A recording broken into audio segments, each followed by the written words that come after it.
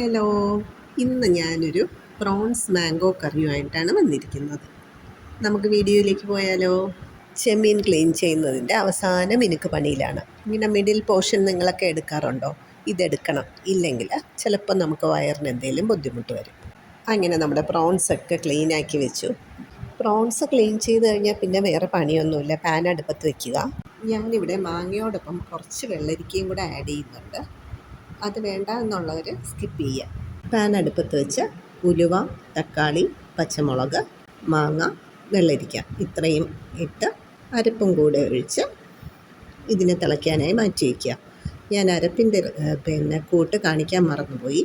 ഒരു അരമുറി തേങ്ങയും നമുക്ക് എരിവിനുള്ള മുളക് പൊടി, കുറച്ച് മഞ്ഞൾപ്പൊടി, ഒരു പച്ചമുളക്, പിന്നെ കുറച്ച് പുളിയും ഉപ്പും കൂടെ ചേർത്ത് നല്ലവണ്ണം അരച്ച് നമ്മളിപ്പോൾ ഈ പാനിലിട്ട കൂട്ടിൻ്റെ കൂടെ ഒഴിച്ച് അടച്ച് വെച്ച് ഒന്ന് ചൂടാകാൻ വേണ്ടിയിട്ട് വെയിറ്റ് ചെയ്യണം.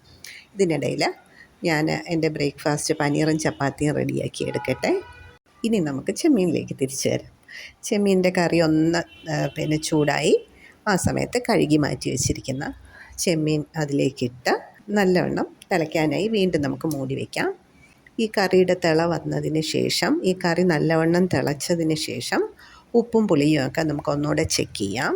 ചെക്ക് ചെയ്തതിന് ശേഷം മീഡിയം ഫ്ലെയിമിലാക്കി ഒരു 5 മിനിറ്റ് മൂടി വെച്ച് വേവിക്കുക. അത് കഴിഞ്ഞ് ഫ്ലെയിം ഓഫ് ചെയ്തിട്ട് നമുക്ക് സെർവ് ചെയ്യാം. ചെമ്മീൻ കറിക്ക് കുറച്ച് സ്വാദ് കൂടാൻ വേണ്ടിയിട്ട് 2-3 ചെമ്മീൻ്റെ തലയും കൂടെ കറിയിലേക്ക് ഇട്ടാൽ അസാധ്യ രുചിയാണ്, അഡാർ ടേസ്റ്റ്. അപ്പോൾ അതും കൂടെ നിങ്ങളൊന്ന് ട്രൈ ചെയ്ത് നോക്കണേ.